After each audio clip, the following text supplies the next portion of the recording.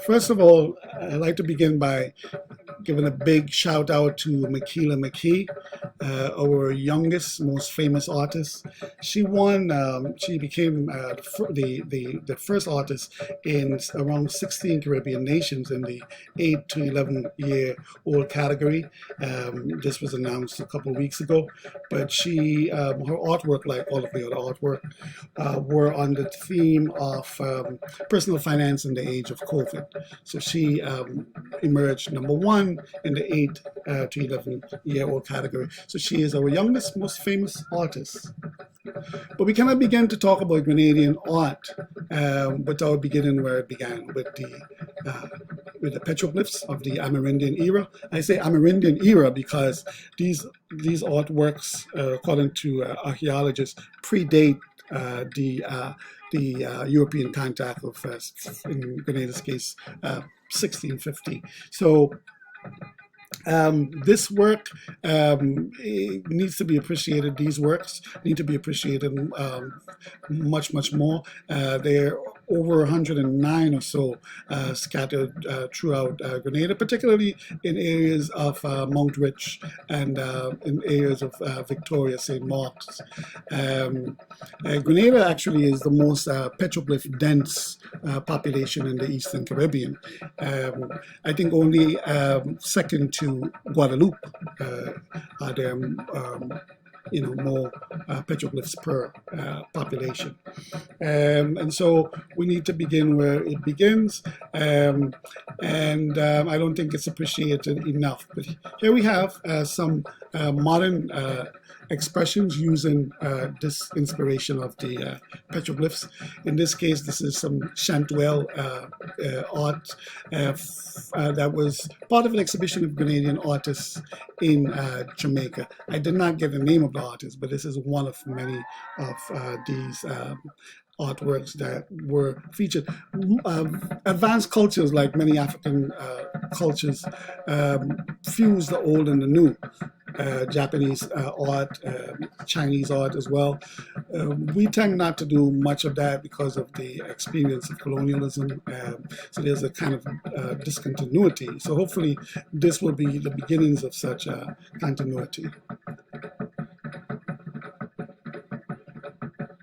When we think of the revolution, oftentimes we talk about the gains of the revolution. Oftentimes art is not recognized. And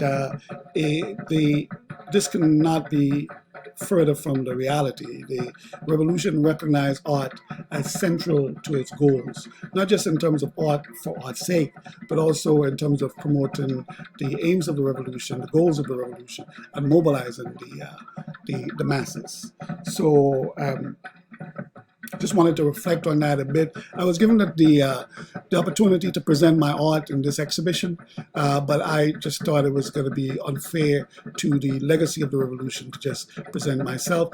However, I am hoping that more artists will contribute later on. This was a very late request, and we did not get many of the artists that were possible to be part of this.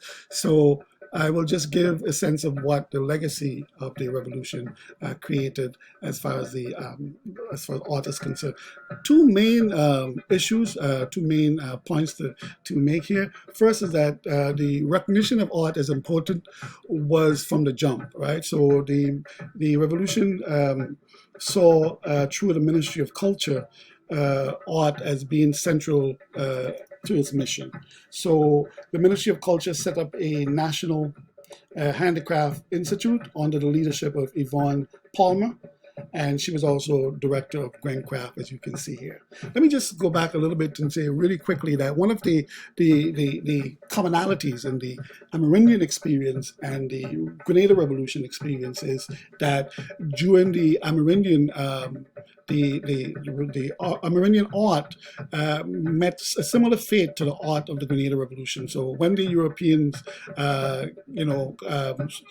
conquered and occupied Grenada, they destroyed much of this artwork that was shown, the petroglyph that was shown earlier. They were blasted, quarries were made from the stones. They were just like thrown around. Much of it has been destroyed. Very similar to the Grenada Revolution. After the invasion, or during the invasion, the artwork, much of the work on billboards, Grancraft was halted. As I said, much of the artwork was defaced and destroyed. A friend sent me a photo of one of my works that was at the National Transportation Service, and the Americans or whomever just like painted it over and just put a P in place of the N for National Transportation Service. And so anyway, that was just one example of what was done to many, many of the artwork. So Grancraft ceased to exist, and a lot of the artwork were destroyed. So much of the work that I'm showing here from this period, from books and from old photos, much of it black and white, and so on and so forth. So that was Grancraft, as was shown, and so this was created in 1981. And in addition to the Ministry of Culture appointing Yvonne Palmer as leadership, Jacob Ross was also appointed director of programs cultural programs within the Ministry of Culture. So Jacob Ross, poet and writer, was one of the chief architects of cultural programs within the ministry. This is an example of some of the works that were created by Grenadian artists of the era. There's Betty LaDuke, who did all these lovely burlap artwork that were at Grancraft. And these were expressions heralding the goals of the revolution and the slogans of the revolution and so on, but just really beautiful. Sorry that it's rendered in black and white, but that's the best we can do for now. Hopefully we'll revisit those a little bit later to get some of the I'm sure these exist in various places around the world, and we'll try to recover some of those, at least get better resolution. Here's an artist that was featured in Free West Indian from very early. That's another thing in terms of like the role of art during the revolution. The revolution saw art as important, so the organs of the revolution reflected the coverage of art. Like, for example, this is Freddie Alexander, covered within the Free West Indian as a young artist in the making, and Garvin Strode, who I'm sure is with us today, went to visit him while he was doing his work and captured this here. And so this is another example of the artwork, that served as as signs for the revolution, the logos and billboards and so on. This is, in this case, Center for Popular Education. Billboards like these were all over the place. There were more billboards per capita than I think any of the other countries at the time. Really, I think we were the only ones really doing this kind of revolutionary work, but also just in terms of billboards per se. This is at a rally. Artists were mobilized during such times. In this case, the African Liberation Day rally of 1981. But from the jump, from 1979 onwards, artists were involved in revolutionary activities, and many of us were worker artists. So, for example, I was taken away from my job and paid, continued to be paid my salary while doing the artwork for the revolution. So here we are, some more of these billboards, and to the extent that art is also, photography is also art. These are some examples of some of the iconic art portraits as well, iconic photos of the revolutionary era. So you see the billboards with the photography here. Some more.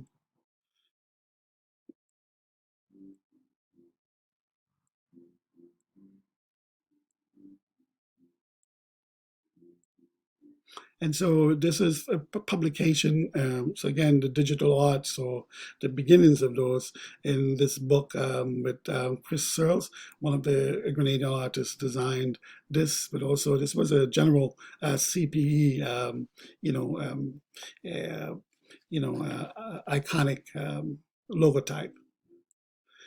Again, photography during the Revolutionary period. Angela Davis in St. George's.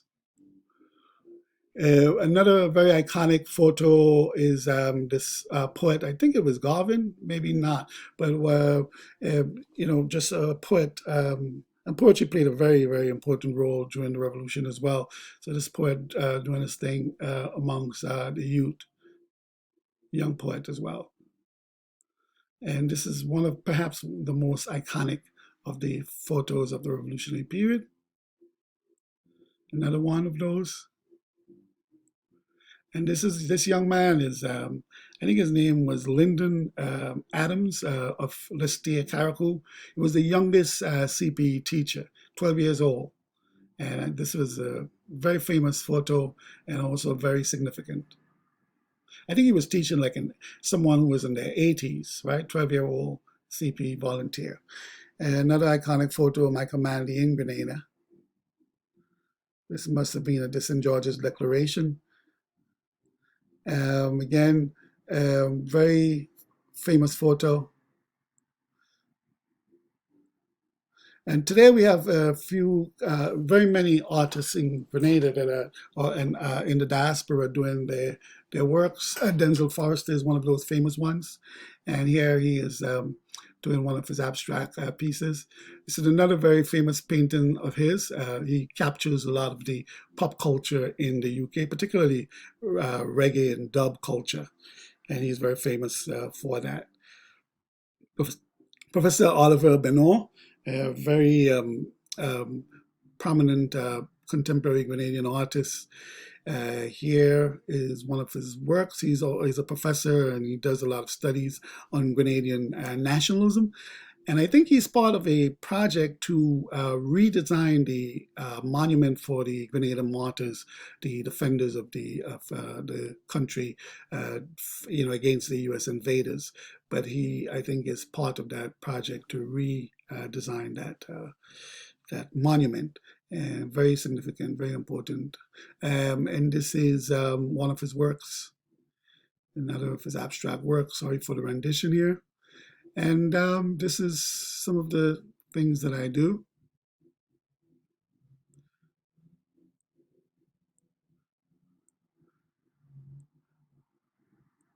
And Kolongi Brathwaite is a Barbadian artist who see here he captures Maurice Bishop as part of the Last Supper, and Maurice Bishop is central here. Very important. He was inspired by the Grenada Revolution, and he won an art exhibition in Barbados, and now he's pretty famous here in New York City.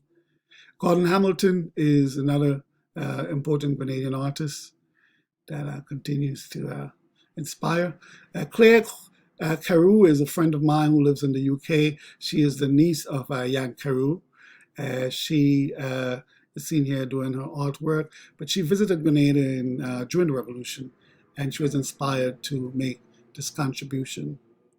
The Grenada Art Council continues to do its thing, and in 2011, they had this exhibition, the Grenada Revolution, an artist's perspective. I just thought I'd just share some of this with you.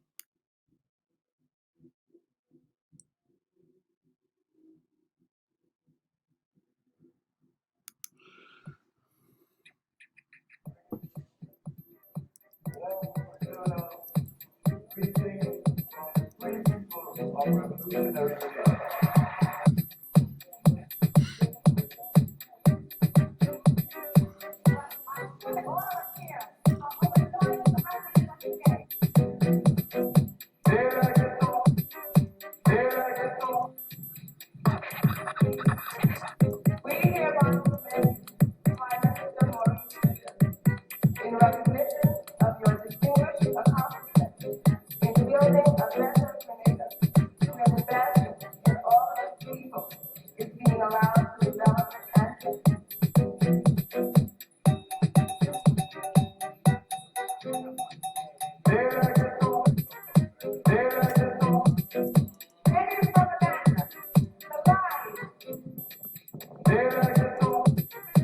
but we must always be on the side of the truth.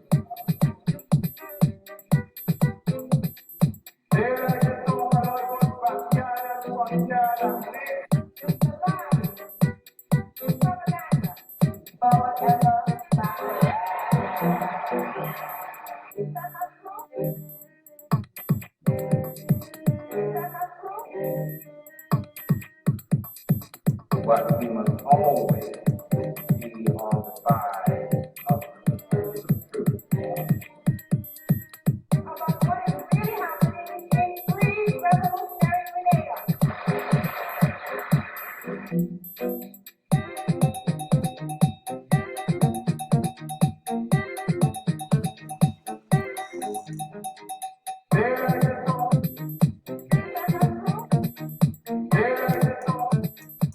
The Grenada Art Council was founded in 1964, so it predates the revolution.